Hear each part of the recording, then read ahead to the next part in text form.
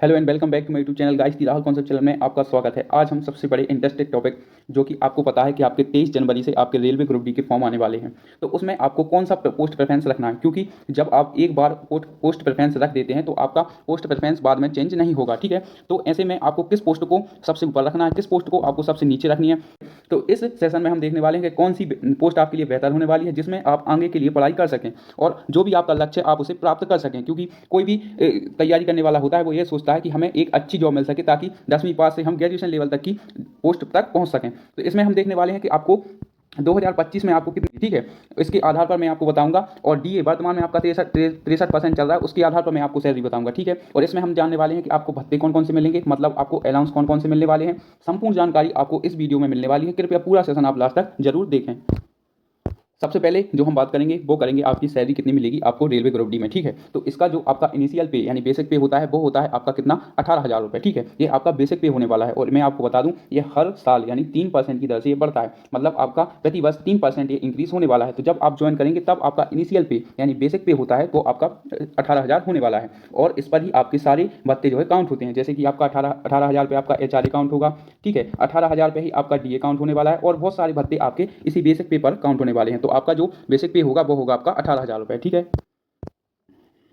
Next आपका DA जो कि होता है आपका महंगाई भत्ता और ये साल में आपका 2 बार बढ़ता है। ठीक है, ये आपका प्रति वर्ष आपका 2 बार इंक्रीज होता है। ठीक है, 2 टाइम्स ये आपका प्रति वर्ष इंक्रीज होता है और ये आपका वर्तमान में 63% रेट चल रहा है। ठीक है, और डीए जो कि आपका बेसिक पे यानी 18,000 का आपको ये 63% मिलने वाला है। तो 18,000 का 63% अभी वर्तमान में 11,340 हो रहा है। लेकिन मैं आपको बता दूं अभी तो आपका एग्जाम तक नहीं हुआ है, लेकिन जब आप ज्वाइन करेंगे तब तक आपका डीए और बढ़ चुका होगा। तो जो मैं आपको सैलरी बताऊंगा वो उसमें आपका डीए बढ़ जाएगा, तो उसके अनुसार आपकी कम से कम 3 या 4,000 रुपये आपकी सैलरी बढ़ जाएगी। ठीक है, आप ऐसा मान सकते हैं कि जो भी मैं सैलरी बताऊंगा उसमें आप 2,000 या 3,000 प्लस माइनस कर सकते हैं। ठीक है, तो जब भी आप ज्वाइन करेंगे, मान लो 2025 में आपकी लास्ट 2025 में ज्वाइनिंग होती है, तब तक आपका डीए जो है वो बढ़ जाएगा, हो सकता है आपका 70 भी हो जाए। ठीक है, तो अभी वर्तमान रेट जो कि आपका केंद्र में 63% डीए चल रहा है, उसके हिसाब से 18,000 का 63% आपका 11,340 आपको डीए यानी महंगाई भत्ता मिलने वाला है।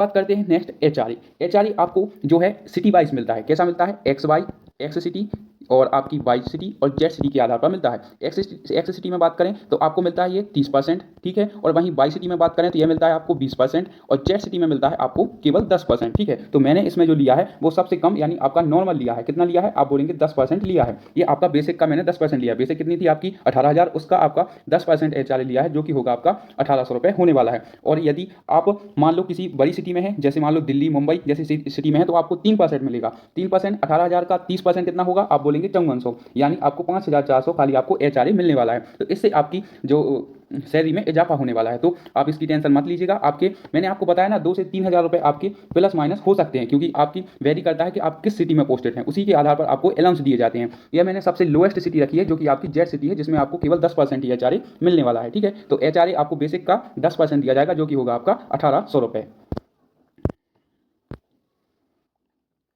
नेक्स्ट बात कर लेते हैं हम ट्रांसपोर्ट अलाउंस के बारे में। ट्रांसपोर्ट अलाउंस क्या होता है, आपको आने जाने के लिए भत्ता देती है आपको रेलवे। ठीक है, आपको आने जाने के लिए भत्ता दिया जाता है, जो दिया जाता है आपको 1,350 के लगभग, यानी आप 1,350 प्लस भी मान सकते हैं और माइनस भी मान सकते हैं। ठीक है, लेकिन ये आपका एग्जैक्ट है। अभी जो हमारे दोस्त हैं उनको 1,350 रुपये ही मिल रहे हैं। ठीक है, तो ये आपका आप मान सकते हैं आपको 1,350 रुपये मिलने वाले हैं, किसके, आपके ट्रांसपोर्ट अलाउंस, यानी आपका ट्रांसपोर्ट अलाउंस के आपको 1,350 रुपये इसमें मिलने वाले हैं। तो हमने क्या क्या डिस्कस कर लिया, आप बोलेंगे बेसिक पे और आपका डीए और एचआरए हो गया और ये हो गया आपका टीए यानी ट्रांसपोर्ट अलाउंस, ये आपको इसमें मिलने वाला है। नेक्स्ट बात कर लेते हैं, ये होता है आपका नाइट ड्यूटी अलाउंस। रेलवे में आपने देखा होगा कि रेलवे में आपका 24 घंटे यानी 24 हावर्स आपका काम होता है, तो उसमें आपको railway night duty allowance provide करती है। जैसे कि आपका 1,000 रुपये आपका नाइट ड्यूटी अलाउंस बन जाता है। ये आपका मिनिमम है, मतलब कम से कम है और उससे ज़्यादा भी आप बना सकते हैं। मान लो आपकी कितनी 3 शिफ्टों में ड्यूटी लगी है। ठीक है, तो पहली शिफ्ट आपकी 8 घंटे की और दूसरी शिफ्ट भी आपकी 8 घंटे की और तीसरी शिफ्ट भी आपकी 8 घंटे की। ठीक है, तो ऐसे में यदि आप मान लो कोई छुट्टी पर चला जाता है और आप सप्ताह के 2 दिन काम कर लेते हैं, मतलब 2 सप्ताह काम कर लेते हैं 8-8 घंटे की, तो उसमें जो है आपका नाइट ड्यूटी अलाउंस बढ़ जाएगा। तो जो नाइट ड्यूटी अलाउंस आपको कम से कम मिलने वाला है वो मिलेगा आपको कितना 1,000 प्लस आपको नाइट ड्यूटी अलाउंस मिलने वाला है। और रेलवे में सबसे अच्छी खासियत होती है, ये आपको देखने को मिलेगा कि पुलिस वालों को तक ये नाइट ड्यूटी अलाउंस नहीं दिया जाता है, जबकि वह भी आपकी 24 घंटे ड्यूटी करते हैं, लेकिन रेलवे आपको इसका प्रोवाइड कराती है। आपका टाइम से जितना भी अलग से टाइम आपका खर्च होगा उसका रेलवे आपको पे करती है।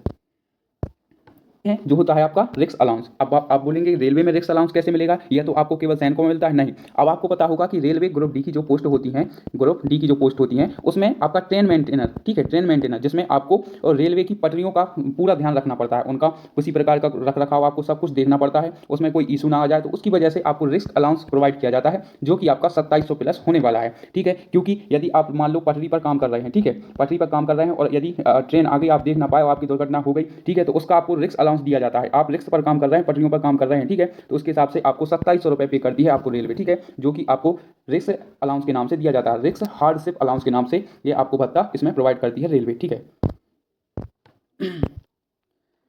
अब नेक्स्ट बात करते हैं इन सभी को मिलाकर आप कितने हमने भत्ते देख लिए। आप बोलेंगे बेसिक पे देख लिया, ठीक है, ये हो गया आपका बेसिक पे, फिर हमने देख लिया डीए देख लिया, एचआरए देख लिया, ठीक है, उसके बाद टीए देख लिया, ट्रांसपोर्ट अलाउंस देख लिया, फिर उसके बाद में हार्डशिप अलाउंस देख लिया, ठीक है। इन सभी को मिलाने के बाद जो आपका ग्रॉस पे बनता है, ग्रॉस पे होता है आपका 36,190। ये आपका कम से कम है, मतलब आप मान सकते हैं x city, sorry Z city की है आपकी सैलरी स्लिप है, लेकिन मैंने आपको बताया यदि आप एक्स सिटी में पोस्टेड हैं तो यही सैलरी आपकी 44 से 45,000 बन जाएगी, क्योंकि आपको वहाँ पर भत्ते ज़्यादा मिलने लगेंगे, क्योंकि वहाँ पर महंगाई ज़्यादा होती है। लेकिन आप जब लोएस्ट सिटी यानी आप जेड सिटी में रहेंगे तो आपको उतनी ज़्यादा महंगाई का सामना नहीं करना पड़ेगा, तो उसके हिसाब से आपकी मिनिमम सैलरी 36,190 होने वाली है। ठीक है, लेकिन जब आप किसी बड़ी सिटी में होंगे, जैसे मान लो लाइक मुंबई, दिल्ली, कोलकाता, बेंगलोर, ऐसी सिटी में रहेंगे तो आपकी वही सैलरी आपकी कम से कम 45,000 के प्लस होने वाली है। ठीक है, तो ये है आपका ग्रॉस पे, लेकिन इसमें कुछ डिडक्शन भी होता है तो उसे भी हम देख लेते हैं।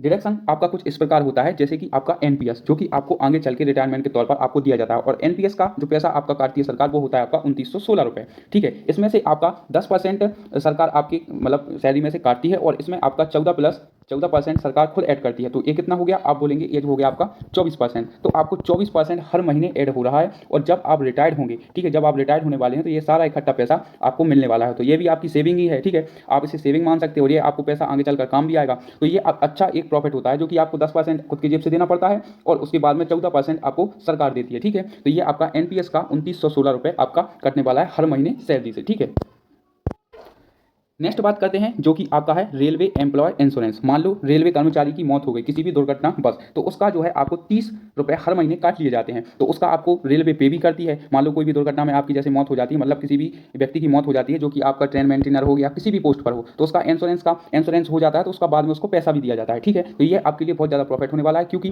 उसके बाद आप अपनी फैमिली के लिए कुछ कर सकते हैं। ठीक है, तो ये आपका हर महीने 30 रुपये काटती है इंश्योरेंस के तौर पर रेलवे। ठीक है, तो यह भी आपका अच्छा कटौती मान सकते हैं, कटौती हो रही है लेकिन ज़्यादा नहीं हो रही, केवल 30 रुपये हो रही है। ठीक है, तो इतना तो आपका चलता है।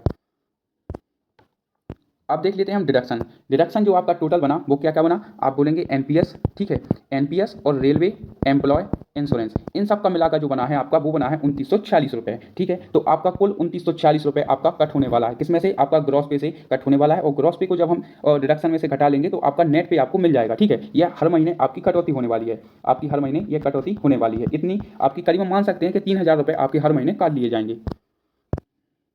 तो गाइस आपका जो फिर नेट पे बनेगा, मतलब जो आपका नेट पे बनने वाला है वो बनने वाला है, आपकी सैलरी कितनी बनी थी, आप बोलेंगे हमारी सैलरी बनी थी 36,190 रुपये, और इसमें से डिडक्शन यानी कटौती को जब हम माइनस करेंगे तो जो आपका इनिशियल पे आएगा वो बनेगा आपका 33,244 रुपये, लेकिन ये आपका नेट पे है। ठीक है, ये सब कट पिट के आपकी खाते में आने वाला है, मतलब आपके अकाउंट में जमा होने वाली राशि है 33,240। और मैंने आपको पहले भी बता दिया है कि यह आपकी जेड सिटी की सैलरी स्लिप है। ठीक है, ये आप जेड सिटी की मान सकते हैं, लेकिन आप यदि मुंबई, ठीक है, मुंबई और आप दिल्ली और बड़ी शहरों में जैसे पोस्टेड होते हैं तो यही सैलरी आपकी कम से कम 45 प्लस होने वाली है, 45 नहीं तो आप 40 मान सकते हैं, 40 के प्लस होने वाली है आपकी फर्स्ट सैलरी, क्योंकि आपको उसमें एचआरए ज़्यादा मिलता है। ठीक है, और आपको कई ऐसे सारे भत्ते हैं जो आपको महंगाई के कारण दिए जाते हैं, तो उससे आपकी सैलरी में इजाफा होने वाला है। तो यह हो गई आपकी जेड सिटी के अंदर, जैसे आपका हो गया भोपाल और बिलासपुर, और मान लो आपका छत्तीसगढ़ यानी रायपुर, ऐसे शहर हैं तो आपके लिए ये सैलरी होने वाली है। ठीक है, और आपका उत्तर प्रदेश, ऐसे शहरों में आपकी सैलरी यही होगी 33,244 रुपये।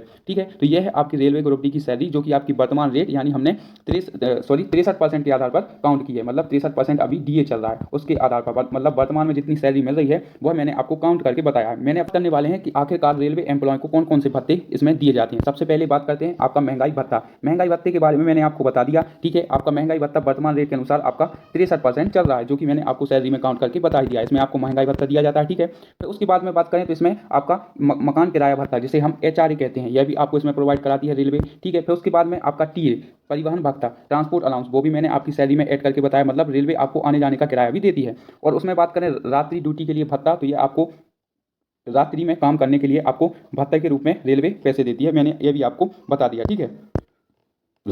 नेक्स्ट बात करते हैं जो कि है आपका 5वें नंबर पर ओवर टाइम भत्ता। अब आप बोलेंगे कि सैलरी में हमने ओवर टाइम भत्ता नहीं जोड़ा, यह डिपेंड करता है आपकी ड्यूटी पर। अब मान लो जो मुझे सैलरी स्लिप मिली है उसमें उसने ओवर टाइम नहीं किया है, और मैंने आपको पिछले मतलब जब सैलरी बता रहा था तब मैंने आपको मेंशन किया था कि यदि आप मान लो आपकी ड्यूटी 8 घंटे है और उससे भी 1 घंटे भी ज़्यादा यानी 9 घंटे आप ड्यूटी करते हैं तो रेलवे उसका आपको पे करती है। जितना भी अधिक आप नौकरी करेंगे, ड्यूटी करेंगे, तो उसका आपको रेलवे पे करती है, तो वही होता है आपका ओवर टाइम भत्ता। और जो सैलरी स्लिप मुझे मेरे मित्र द्वारा प्रोवाइड हुई थी उसमें उसने किसी भी प्रकार का ओवर टाइम नहीं किया था, तो मैं उसे काउंट भी नहीं करूंगा, क्योंकि वो फिर मैं अपने मन से जोड़ दूंगा। उससे अच्छा है कि आप अपनी जब पोस्टिंग हो जाएगी तो उसके अनुसार ही आप देख लीजिएगा, वो आपका कम से कम 700 या 800 के करीब आपका बनने वाला है, ठीक है। तो यह हो गया आपका ओवर टाइम भत्ता, ये आपका होने वाला है, ठीक है। अब आगे बात करते हैं यात्रा भत्ता 8 किलोमीटर से अधिक की दूरी पर। मान लो यदि आप अपनी ड्यूटी करने के लिए जहां आपकी पोस्टिंग है उससे 8 किलोमीटर दूर अपनी ड्यूटी करने जाते हैं, तो उसमें भी आपको रेलवे पे करती है, जो कि आपको भत्ते के रूप में दिया जाता है, ठीक है। तो उसका भी आपको रुपया मिलता है, ठीक है। इसकी भी आप चिंता मत कीजिएगा। छुट्टी के लिए मुआवजा, मान लो आप कोई भी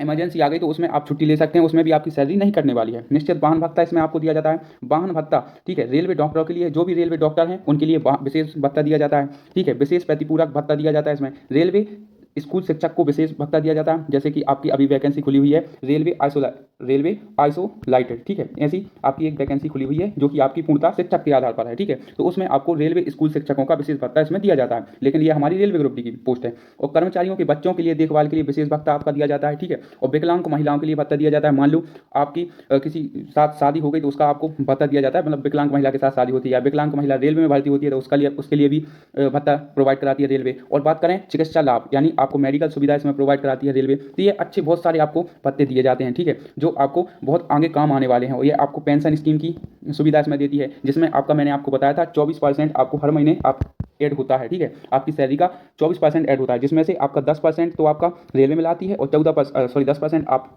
मिलाते हैं और 14% आपकी रेलवे मिलाने वाली है। तो उससे क्या होगा, आपकी सैलरी में इजाफा होने वाला है और हर महीने आपका 24% आपका क्रेडिट होता जाएगा, मतलब जमा होता जाएगा। उसके बाद आप आगे चलकर इसे निकाल सकते हैं। तो रेलवे में नौकरी करने की बहुत शानदार जॉब है, क्योंकि आपको इसमें बहुत सारे भत्ते दिए जाते हैं और बहुत सारी फैसिलिटी प्रोवाइड कराती है आपको रेलवे, ठीक है।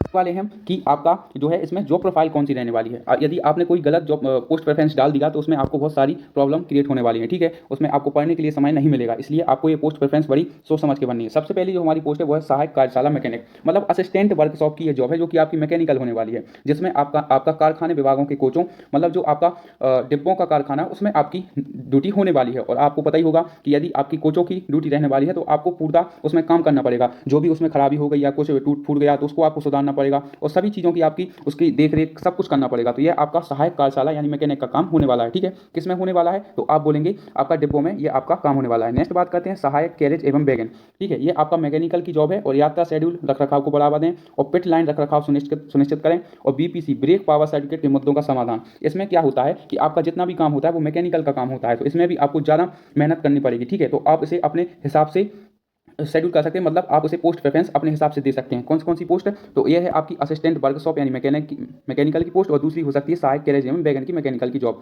ठीक है। तो इसे आप अपने अनुसार पोस्ट प्रेफरेंस पर रख सकते हैं। दूसरा होता है सहायक ब्रिज, जो कि इंजीनियर का काम है। आपको देखा होगा कि ब्रिज के ऊपर कोई भी नदी है, नदी के ऊपर एक ब्रिज बना होता है जो कि लोहे का होता है, ठीक है। उस पर से आपकी रेल जाती है, ठीक है। ऐसा कुछ ब्रिज होता है, उस पर से आपकी रेल जाती है, ठीक है। तो उसका आपको देख रेख करना पड़ता है। वहाँ पर आपने देखा होगा रेलवे कर्मचारी तैनात होते हैं जो कि उस पर देख रेख का काम करते हैं। ऐसा ना हो कि आपके पुल में कोई परेशानी हो जाए और ट्रेन उसमें से गिर जाए, ठीक है। तो ऐसा आपको सब चीज़ उसकी नियंत्रित करनी पड़ेगी और जो भी आपके वरिष्ठ अधिकारी हैं आपको उनके साथ काम करना पड़ेगा इंजीनियर के तौर पर, ठीक है। तो उसमें आपका हेल्पिंग का काम होने वाला है। नेक्स्ट बात करें सहायक लोको सेट, यानी डीजल का काम इसमें रहने वाला है। सहायक लोको सेट मतलब आपका इसमें असिस्टेंट का काम होने वाला है। कर्मचारी डीजल इंजनों की ओवर हालिंग की देखभाल के लिए जिम्मेदार होंगे, मतलब आपको इंजनों को ज़्यादा ओवरलोड तो नहीं हो गया, और उसका सभी चीज़ का आपका नियंत्रण होना चाहिए, मतलब सब चीज़ की आपको देख रेख करनी पड़ेगी। तो यह हो गया आपका सहायक लोको सीट डीजल का काम होने वाला है। फिर बात करें सहायक डिपो यानी भंडार, प्रमुख यांत्रिक विद्युत सिग्नल और दूरसंचार। रेलवे में जितने भी आपने देखे होंगे कि सिग्नल और विद्युत और आपका जितने भी काम होते हैं उन सब का आपको देख रेख करना होगा, मतलब कोचों में वैगनों के रख रखाव की जिम्मेदारी, जितने भी आपके डिब्बों में जो भी लगे होते हैं यांत्रिक चीज़ें, जैसे मान लो आपका एसी और इन सभी का आपको काम करना पड़ेगा। मतलब आपको सही बताएं तो आपको जो है भंडार, मतलब जितना भी आपको रेलवे में डिब्बों के काम होते हैं उन सब का आपको इसमें करना पड़ेगा।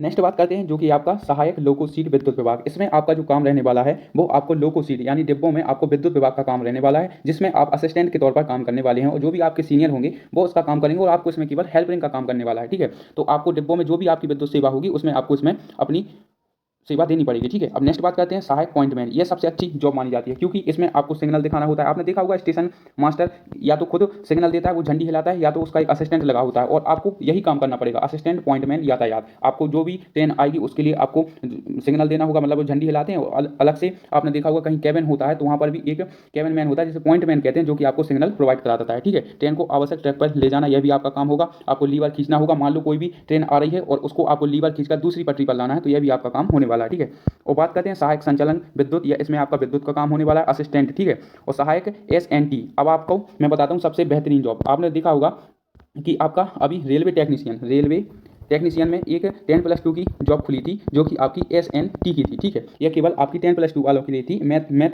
स्ट्रीम वालों के लिए। उसमें आप जो है इनके साथ मिलकर काम करेंगे, वो भी असिस्टेंट के तौर पर। ठीक है, सिग्नल एंड टेलीकॉम का यह विभाग है और इसमें आप उन्हीं के साथ काम करने वाले हैं, मतलब जिन्होंने रेलवे टेक्नीशियन 10+2 का फॉर्म भरा है, आप उनके साथ उसमें आपकी टेक्नीशियन की जॉब है और इसमें जो है आपकी असिस्टेंट टेक्नीशियन की जॉब होने वाली है। तो आप उनके साथ मिलकर काम करेंगे जो कि आपका सिग्नल और दूरसंचार का भाग होने वाला है। तो यह भी आप अच्छी जॉब मान सकते हैं। नेक्स्ट बात करते हैं सहायक TLNAC। मैंने आपको बताया कि रेलवे में कुछ कोच होते हैं जैसे कि AC वाले। ठीक है, तो उनमें आपका जो भी काम होगा उसमें आपको करना पड़ेगा, मतलब रेलवे डिब्बों में जितने भी आपके AC लगे होते हैं या तो स्टेशन पे आपके AC लगे होते हैं, उन सभी का काम आपको रहने वाला है। और ट्रेन की लाइट, इसमें आपका मुख्यतः काम होगा आपका ट्रेन का, मतलब डिब्बों का आपका मुख्य काम रहने वाला है। इसमें आपको ट्रेन की लाइट कहीं खराब तो नहीं हो गई, इन सभी चीज़ों को आपको आपके सीनियर के साथ देखना पड़ेगा। आपको उनका हेल्परिंग का काम इसमें रहने वाला है। और AC में कोई परेशानी तो नहीं जा रही है क्योंकि कई सारे AC के डिब्बे रहते हैं, तो इसमें आपको हेल्परिंग का काम मिल जाएगा। ठीक है, तो उसमें बात करते हैं सहायक ट्रैक मशीन। ठीक है, सहायक ट्रैक मशीन, वरिष्ठों के देखभाल में मशीनों की मरम्मत करना। ठीक है, इसमें ग्रुप डी में ज्यादातर पोस्टें आपकी केवल असिस्टेंट की हैं, मतलब आपको केवल हेल्परिंग का काम करने के लिए दिया जाएगा क्योंकि आपके जो वरिष्ठ अधिकारी रहने वाले हैं वो काम करेंगे और आपको उनकी सहायता करनी है। ठीक है, तो जैसे आपका सहायक ट्रेन मशीन इंजीनियर। ठीक है, इंजीनियर के साथ आप मिलकर काम करेंगे। ये इंजीनियर की एक पोस्ट है जो कि सहायक ट्रैक मशीन इंजीनियर के तौर में आप हेल्परिंग का काम इसमें करने वाले हैं। ठीक है, आगे चल के बात करते हैं सहायक TLNAC। ठीक है, ये वही है जो कि मैंने आपको बताया। उसके बाद में सहायक कार्य इंजीनियर हो गया और सहायक कर्ण वितरण हो गया। ठीक है, ये सब